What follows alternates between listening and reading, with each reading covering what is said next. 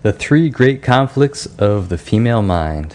All right, now we're getting into the real meat, the foundation of the Pandora's box system. Now, this system is based on three major emotional and social conflicts that women have, that they have in their mind, that they struggle with on a daily basis. Let me give you an example of this. Just like we want the hottest girl that we see, but the hotter she is, the more nervous we are to approach her. So just like that is a very strong conflict for men, women have these same things too. But because of how our brains are wired slightly differently, these conflicts are much more intense for women. Ultimately, you have to understand these conflicts if you ever want to be really, really good with women. They are real, and women have to deal with them every day. They take them for granted. And because basically they're dealing with these things every day, they feel like it's common knowledge, right? They assume that most men should understand these conflicts too. That's why there's so much confusion between the sexes. Now, that being said, just by listening to this section and watching this video, just being aware of these conflicts is going to put you ahead of 99% of other guys she meets, because you can talk about them, you understand them, you can sympathize with her, and that is going to earn you huge points with women, just understanding those things, understanding her reality in that extreme way. Okay, but what we're doing, using a system which is designed to capitalize and exploit these conflicts, will give us nearly superhuman abilities. By learning and studying this system, you are going to have supreme confidence with women. You'll understand them better because they're not going to be such a mystery anymore. You'll have much stronger conversation naturally, because as you investigate the different types, you'll have a genuine kind of curiosity that's going to make conversation happen with very little effort. All right. Women often speak an almost indecipherable female code that's almost impossible for men to translate. Things like how to know she's giving off signals she's interested, how to know if she's flirting or just being nice, why she likes certain guys as just friends, what secret behaviors get her horny, when she's secret to be kissed or have sex with you, if she wants a relationship with you or not, or if she's just taking this casually, why she's friendly one minute and ice cold the next. You know, the list goes on and on and on. And now what's interesting is that this woman speak, or women speaking a different language than men, comes directly from these conflicts. So pay attention, because this is a very important section of this program. All right, in this section, we're going to, number one, identify the three major conflicts between her biological drive and society's pressure. Okay, that's where the conflicts come from. There's one comes from her biology, the other one comes from pressure from society. All right. Number two, we're going to learn the mental strategies that she uses to deal with these conflicts, often subconsciously. She's not really aware of these strategies. Number three, we're going to transparently and invisibly align ourselves with those strategies so that we become the only source of physical pleasure and emotional comfort. This will make you automatically project the qualities and attributes that make her attracted and get her turned on. All right. There are three major conflicts that are so intense, they force women to choose one coping strategy for the conflict, and that strategy becomes such a habit that it becomes part of her personality. And therefore, it dictates all kind of behavioral differences, determines which triggers make her feel attracted, which triggers make her feel trust for a guy, which triggers make her feel turned on for a certain guy, and which type of guy she's going to want a relationship with and fall in love with. So these three conflicts are time, sex, and relationship. All right, the conflict of time. Women are biologically programmed to mate with the most dominant, high-status man that they can find, so therefore she wants to spend her time really screening the men she dates and finding the best one. But there is pressure from society to be with a guy who has high status and be with him now, and it is looked down upon if a girl is single for a long time. That's why you'll see women who they get a little bit older and they become, what we call cougars, becoming much more aggressive in dating, going out and meeting guys, even to the point of hitting on the guys, as opposed to, younger girls who are more likely to just sit there and let men approach them. It all has to do with her feeling that time is running out. With men, it's a little bit different, because my personal belief is that men actually get better with age. They become more successful, more well-traveled. They can talk about a lot more topics and be more interesting, and they have a lot more sexual experience. And they can have children now, especially with Viagra, well into their 70s or 80s. Second conflict is conflict of sex. She wants to enjoy the physical pleasure and emotional intimacy of sex, but sex in the past has led to emotional trauma, critical judgment from society and her peers. That's why women will seem very into you, make out with you. She'll let you touch her all over, but then there's often an additional level of resistance right before the actual sex. We know as men that it feels great for her, and often we don't even understand that hesitation. But what she has is an internal mental conflict that's preventing her from going all the way. And think about like men, right? It's not like we're gonna try to have sex with a girl and then suddenly change our mind because we're scared of being judged. If anything, our friends think we're even cooler for having more sex. All right, and the third major conflict, is the conflict of relationship.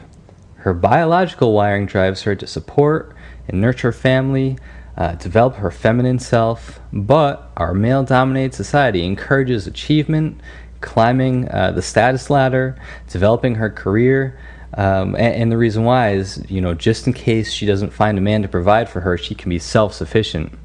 That's why you'll see very successful women quitting their jobs or taking extended leave when they have kids. For example, recently Nicole Kidman took a break from Hollywood to focus on raising her children.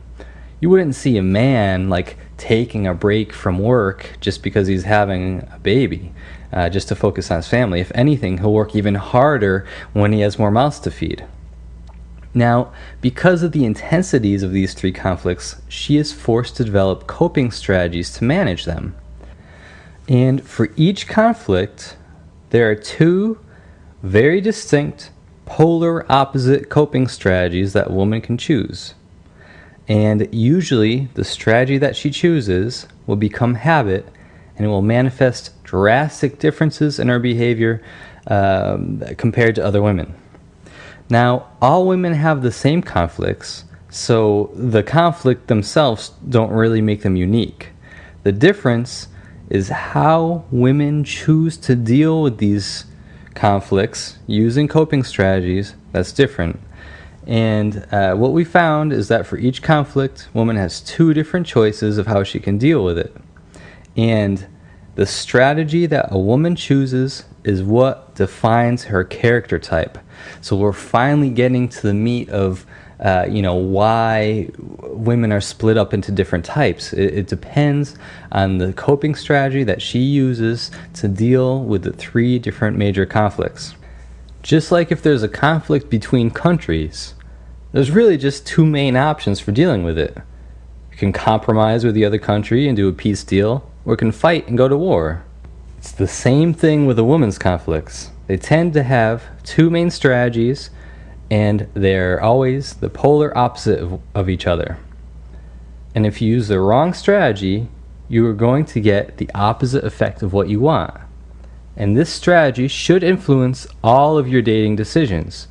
What works best with one woman can work totally opposite of another. So let's recap the three conflicts. Again, there's the conflict of time. She wants to spend time finding the best possible mate, but her clock is ticking. She has the conflict of sex. She wants to experience the emotional and physical pleasure of sex, but for women, sex comes with a lot of social consequences. And the third one, the conflict of relationship. She has a biological urge to focus on raising a family, but our society urges her to be self-sufficient and independent. For each one of these conflicts, she has two very different ways of dealing with it. All you have to do to fully understand what's going on inside her mind is figure out her predominant strategy for each one of these conflicts. And really, in the past 5 minutes, you have just learned more about the female mind than a PhD in psychology. Now, we're going to get into something really exciting, so pay attention. Now, I'm getting into something that's pretty important, so pay attention. What I'm going to do is give you some very simple terms to make something that's complex and sophisticated and turn it into something really simple. And the way I'm going to do that is I'm going to introduce some terminology to serve as an extreme shortcut. So what we're doing is we're taking some incredibly complex, sophisticated psychology, and we're going to assign it to a series of just 3 letters.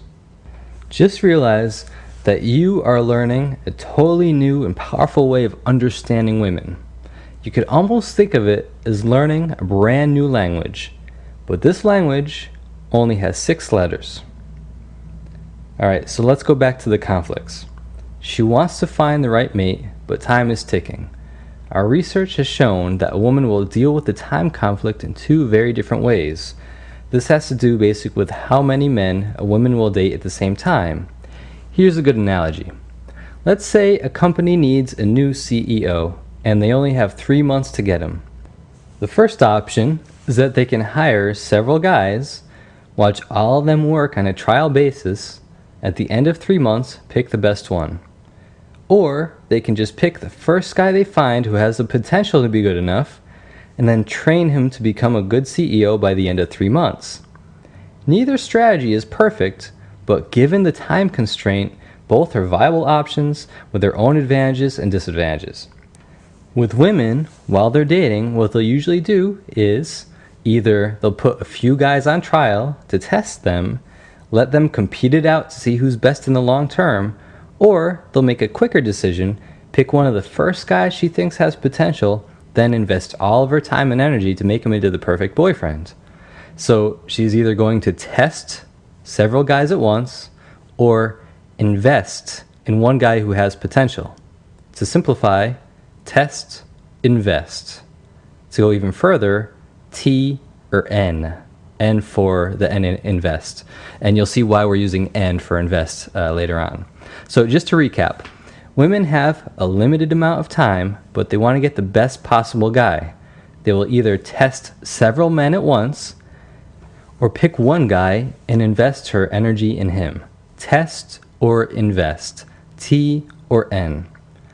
Women who are testers will actually date several men at the same time and create a type of perfect guy with components from each of the guys joined together. Investors will get one guy and try to fix him and make him into the perfect boyfriend. You've probably seen this in girls before. They'll either be surrounded by lots of guys she is all on some level dating, or they think that they're dating her, or they'll have one boyfriend they're trying to fix. Test or invest. T or N. Next, we have the sexuality conflict. Women love the physical pleasure of sex, but there are a lot of social consequences of having sex. For instance, being judged by other people, her peers, society, or men, especially the ones she's dating, is not seeing her as marriage potential if she does it too soon. This is critically important because if you meet a girl you like, at some stage, you're going to want to have sex with her.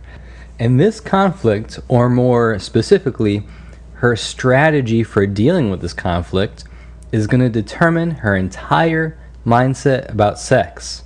Specifically, the reasons why she's going to have sex with you, and also how she's going to think about in her mind. Also, how soon she's going to have sex with you, and under what conditions she'll have sex with you. So I'm sure this is something that you're going to want to know. All right. How a woman deals with a sexual conflict is the key to your escalation strategy, because which strategy she chooses changes your approach dramatically.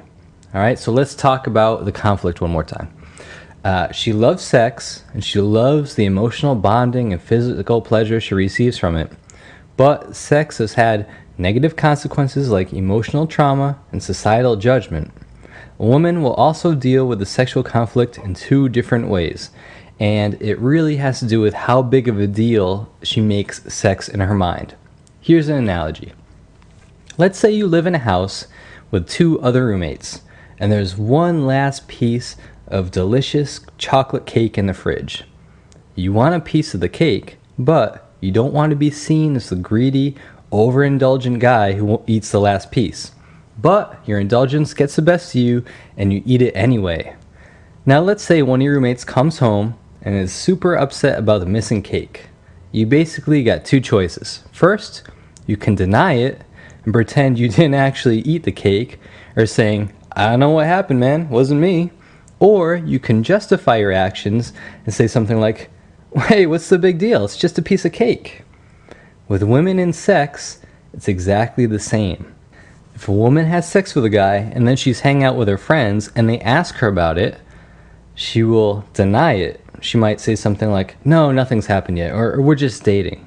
The second strategy would be for her to justify her actions. She'll say something like, "Yeah, we did it, but it's not a big deal. I was drunk. And besides, sex isn't that big of a deal anyway." She's going to deny the sex happening or justify the reasons why it happened and that it wasn't a big deal. Deny or justify. To go further, D or J.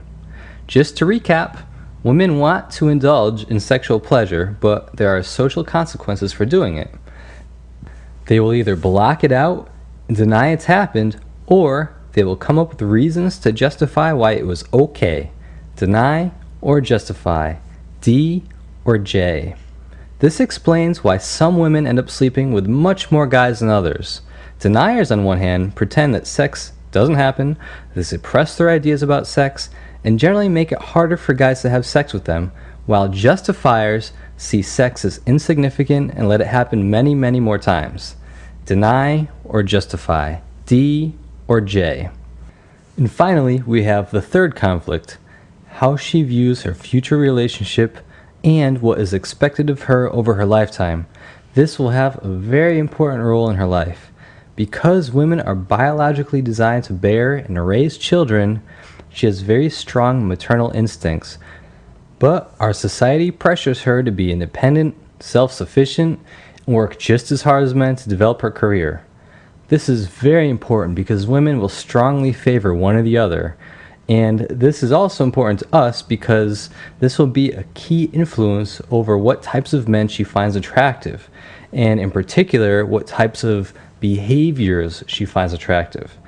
And this will determine how we present ourselves, whether we align ourselves with our family or with her career. So she has strong biological urges to raise and sustain a family, but is pressured by society to develop her career. Woman will deal with this conflict in two very distinct ways, and it has to do with how she prioritizes her main goal. Here's an analogy for this one.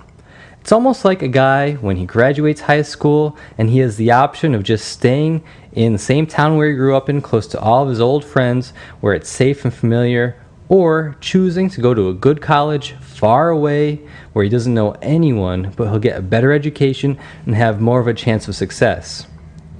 You have to understand that for a woman, it is not the same as choosing dating and sex over working on school or career. Most guys I know would choose going on a date in a heartbeat over getting his homework done.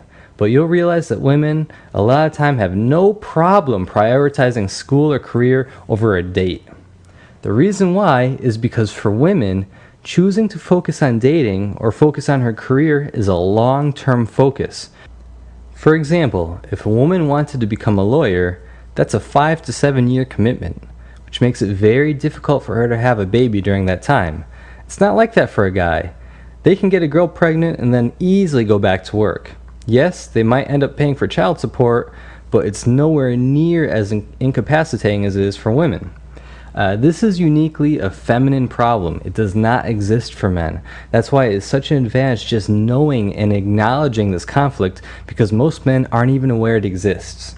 So to deal with this conflict, a woman will either be a realist and be realistic in the need to be self-sufficient and career-focused, or she will be an idealist and maintain her ideal image of the white picket fence, the kids, the good husband that cares about her.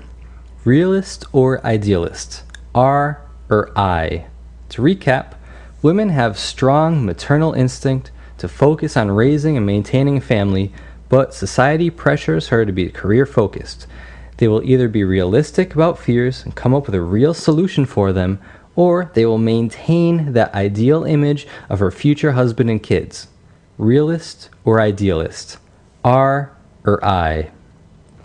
To recap, women have strong maternal instincts to focus on raising and maintaining a family, but society pressures her to be career focused. They will either be realistic about fears and come up with a real solution for them, or they will maintain an ideal image of her future husband and kids. Realist or idealist? R or I? This explains why women will be often so polarized in their decision-making process. Realists focus on their career almost to the point of excluding dating, while idealists can sometimes not even put thought into choosing a good career because family is such a priority. Realist or idealist? R or I? Understand that a woman's character type can change throughout her life, and some dimensions change more than others.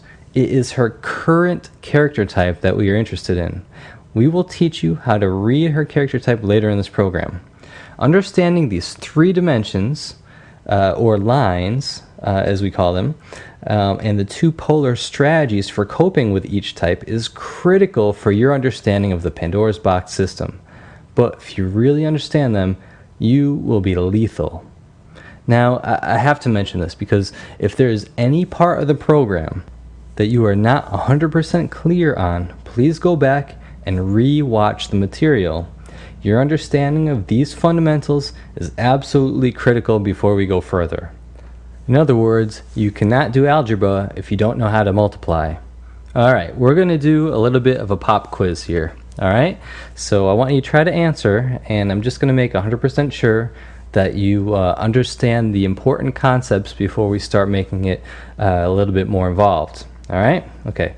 What is the first conflict? Do you remember? The first conflict of the female mind. That's right, it's time. Time. Alright, remember, she wants the perfect guy, but only has a limited amount of time to get him. So, next question. What are her two options to dealing with that problem? What are her two options for dealing with that conflict, with the time conflict? You're right again. It's test or invest. Test is when she dates a lot of guys at the same time to test them out, and invest is when she picks one guy to work on and then invests a lot of time and energy into improving him.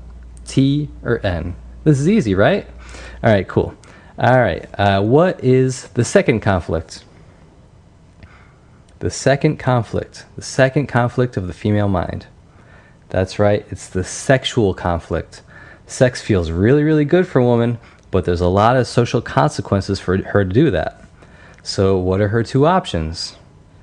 What are the two options for dealing with the sexual conflict? All right, it's deny or justify. Deny is when she denies that she's had sex in the past and prevents it in the present, and justify is when she justifies her sex and makes it less of a big deal in her mind. All right, so that's deny, justify, D, or J. All right, number 3. What's the third conflict? What's the third conflict of the female mind? That's right, it's relationship. She has biological urges to focus on raising a family, but she also has immense pressure from society to be focused on her career. How does she deal with that?